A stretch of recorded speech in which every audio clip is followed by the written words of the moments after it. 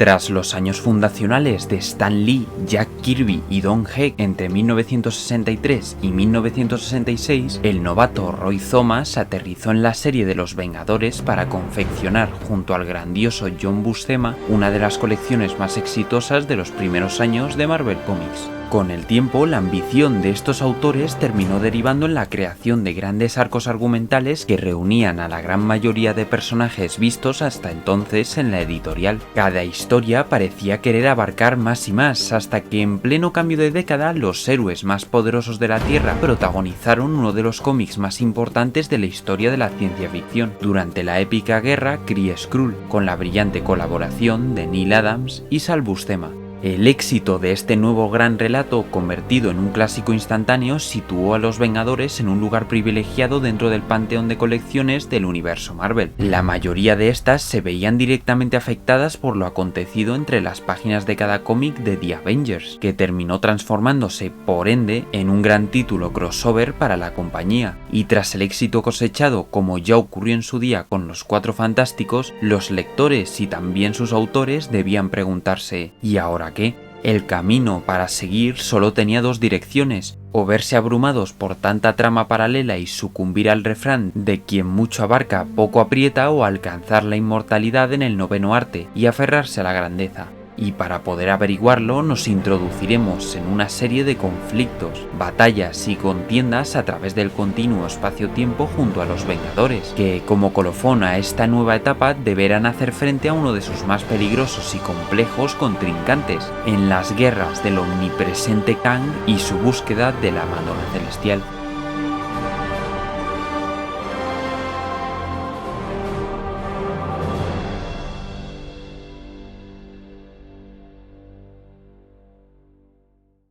En plena resaca de la gran aceptación de la guerra Kree-Skrull, la serie de los Vengadores se preparaba para celebrar los 100 ejemplares publicados. Unos 60 de ellos habían sido escritos por el propio Roy Thomas, quien, tras la abrupta marcha de Neal Adams y John Buscema de las labores artísticas, optó por asignar a los lápices del próximo arco argumental a su compañero en la adaptación al cómic de las aventuras de Conan el Bárbaro, Barry Windsor Smith, que ya trabajó un par de años antes en Los Vengadores. Ahora, el joven ilustrador británico había dejado atrás su afán por intentar imitar el estilo de Jack Kirby y estaba empezando a desarrollar el suyo propio, principalmente gracias a la colección del Cimerio. En sus nuevas páginas vengadoras, Thomas narra el regreso del Ojo de Halcón y una contienda entre los héroes de la Tierra y una parte de los dioses olímpicos, recuperando evidentemente al carismático Hércules, que deberá impedir que Ares se haga con el control tanto del mundo mortal como del inmortal. Todo ello conduce a una gran reunión por el centenar de ejemplares de la revista de todos los integrantes del equipo hasta la fecha, algunos mejor dibujados que otros, la verdad. Aquí hay que hacer un inciso: si bien adoramos escribir loas sobre el arte de los más grandes dibujantes del medio, no se puede pasar por alto lo que Barry Smith representa a lo largo y ancho de estas páginas. Esto, además, nos ayuda a ejemplificar una idea sobre la organización editorial de la Marvel de los 70, pues la década destacó, en ocasiones,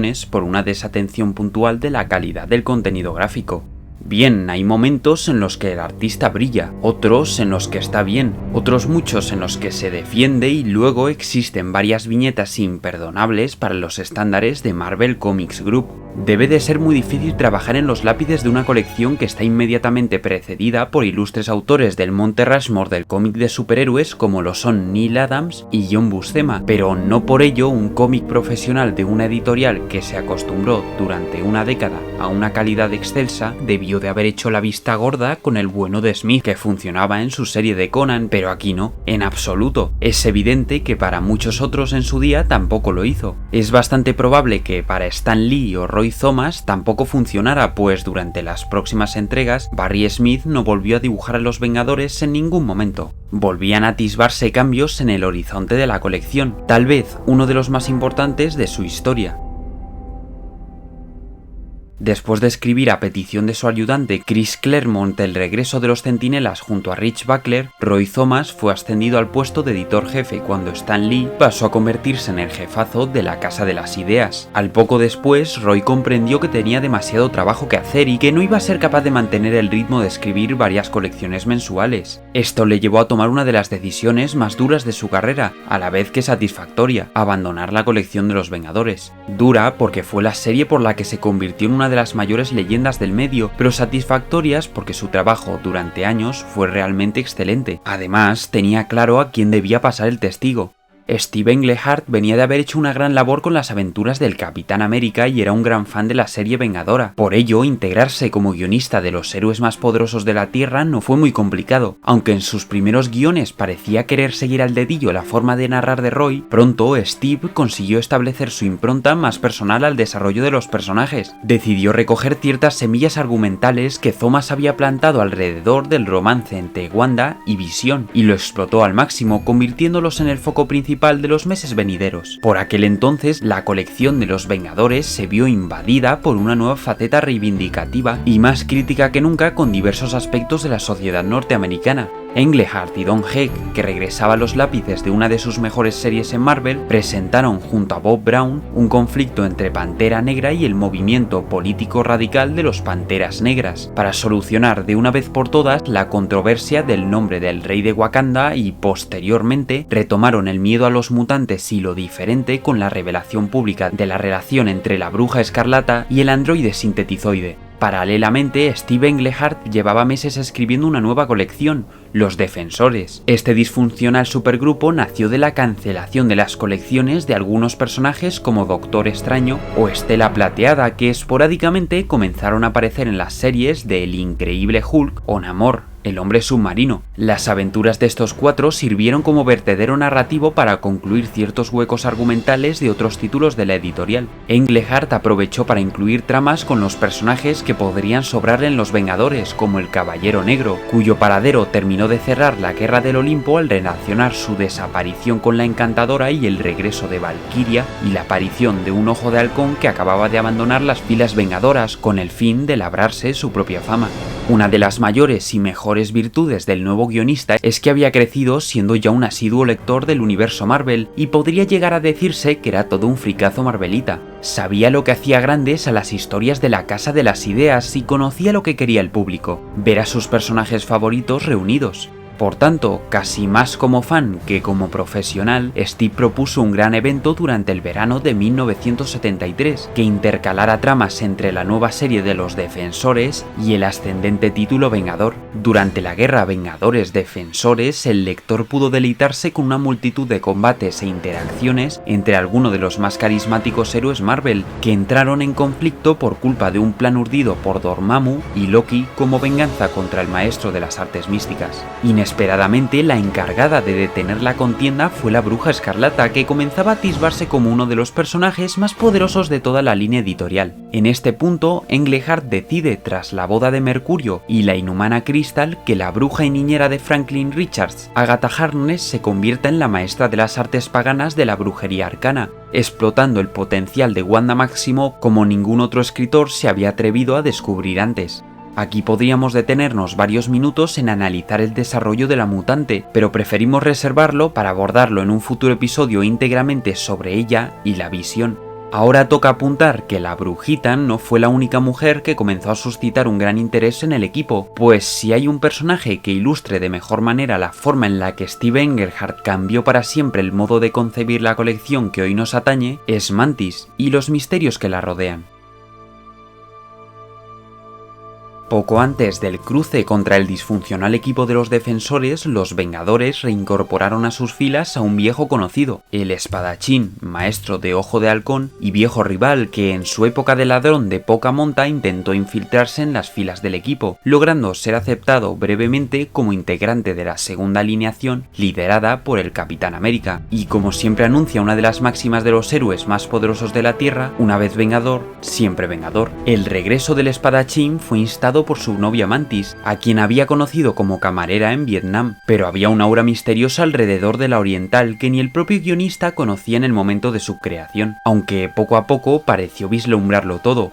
Una noche que parecía terminar tranquila en Nueva York, una potente luminaria late como una estrella sobre la fachada de la mansión de los Vengadores. Al salir a la calle, los héroes contemplan un rostro conocido, el de Kang el Conquistador, que anunciaba que había regresado al siglo XX para someter el destino de una Madonna celestial. Antes de meternos a desgranar este nuevo arco argumental, hay que detenerse en la explicación de este enrevesado villano y varias leyes espaciotemporales que hasta este momento constituían la lógica de los viajes en el tiempo y las realidades paralelas en el universo Marvel. El origen de Kang el Conquistador, creado por Stan Lee y Jack Kirby, comienza a revelarse en el número 19 de los Cuatro Fantásticos. En él, el cuarteto se enfrenta al faraón Rama-Tut, que pronto descubren que se trata de un habitante del año 3000 llamado Nathaniel Richards, un admirador de los héroes del pasado que, tras descubrir la máquina del tiempo de su antepasado, Víctor Von Muerte, se convierte en un viajero en el tiempo que conquista el antiguo Egipto. Siglos después, durante un viaje de regreso a Suera en el segundo anual de los Cuatro Fantásticos, una perturbación en la corriente temporal lo traslada hacia el año 4000,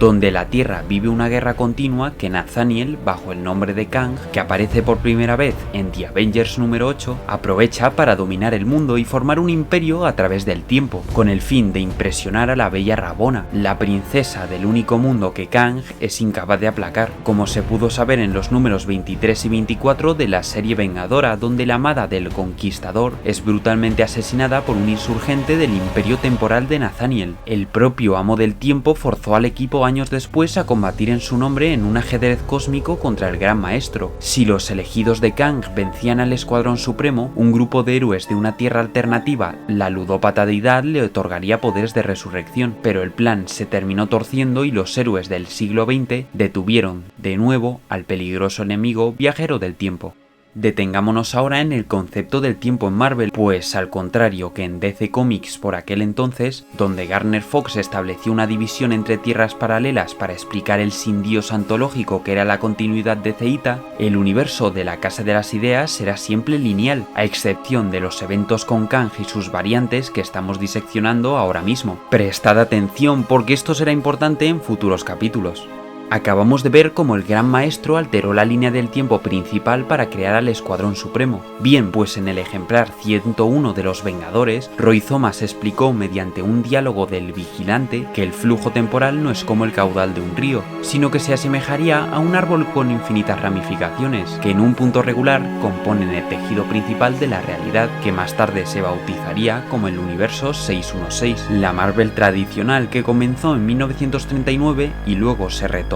a partir de 1961 mediante la retroalimentación de conceptos del pasado. El Vigilante explica que en esta continuidad principal existen elementos focales, que son los que moldean el futuro y mantienen homogeneidad en las ramificaciones del tiempo. En la colección de What If llegaremos a ver cómo ciertos eventos, al producirse de una forma diferente a como debería de haber surgido en la línea principal, crean futuros alternos, pero eso de nuevo lo pospondremos para otro vídeo. Todo esto sirve para terminar de poner en contexto la saga de la Madonna Celestial, que retomaremos de inmediato. Los registros históricos del futuro parecen albergar ecos de una estela sobre la mansión vengadora a mediados de los años 70 del siglo XX. Allí viaja Kang, pues la luz anuncia la llegada de una mujer que dará a luz al ser más poderoso del cosmos y futuro gobernante del universo. Pero en dichos registros no aparece el nombre de la vengadora dadora de vida. En ese momento había 3 mujeres en el edificio: Mantis, Wanda y Agatha. Kang decide secuestrar a las 3 para descubrir que Vientre pertenece a la Madonna Celestial y reduce a los héroes masculinos para convertirlos en máquinas con los que conquistar el siglo XX.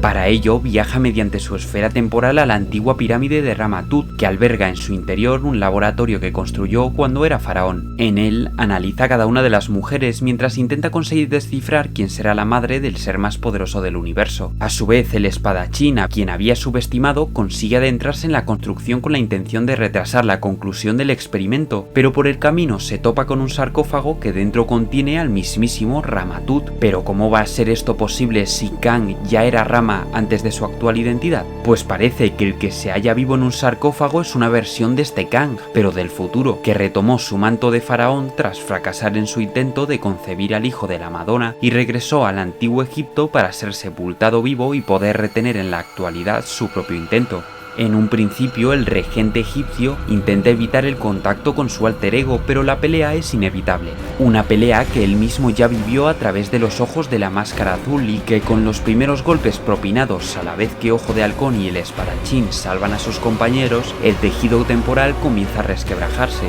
mientras distintas posibles versiones y vidas de una misma persona asoman por la página como si las propias viñetas se estuvieran fusionando con otras realidades paralelas. Esta sucesión de imágenes termina revelando la identidad de la Madonna Celestial. Mantis, aquella que ni ella misma conoce su pasado, está de alguna manera destinada al mayor privilegio del infinito, pero tal vez haya alguien que pueda revelar el pasado de la exótica Vengadora, tal vez el propio Kang de otro futuro alterno.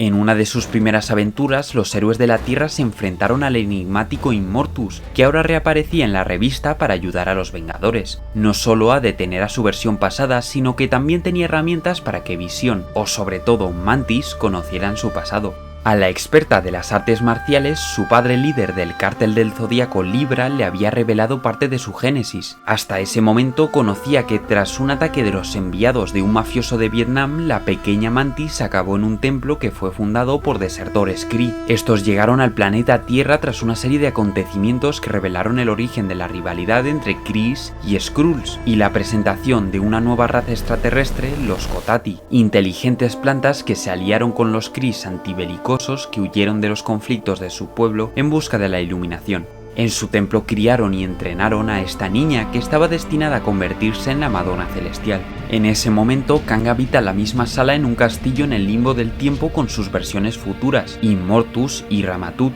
Tras conseguir engañarlos, Kang hace uso de esa tecnología de su viejo yo y convoca en el confín de los tiempos a una alineación de grandes amenazas del pasado que combaten contra los Vengadores para proteger a la Madonna. A su vez, el entrenamiento en las artes oscuras de Wanda la ha llevado a contactar con Dormammu, que busca venganza por la frustración de sus planes en la guerra contra los Defensores, pero junto a Visión consiguen detenerle una vez más. Durante este enfrentamiento, Kang concluye que si él va a fallar en su misión, ocurra lo que ocurra, nadie podrá concebir el vientre de Mantis. En un último acto de heroicidad, el espadachín intercepta un disparo láser dirigido hacia la Madonna, muriendo en el acto junto a su amada. Tras terminar de frustrar los planes de varios Kangs, Immortus realiza una ceremonia para efectuar la unión entre Mantis y un Kotati con la forma de su difunto novio, que viajarán hacia el espacio para cumplir con su destino. A su vez, Wanda y Visión también se comprometen al amor eterno mediante el sagrado matrimonio. Esta boda, como ya venía siendo habitual en otras etapas como en Los Cuatro Fantásticos o en los propios Vengadores con Hank Pym y Janet Van Dyne, cierra una etapa que constituye el apogeo de una colección.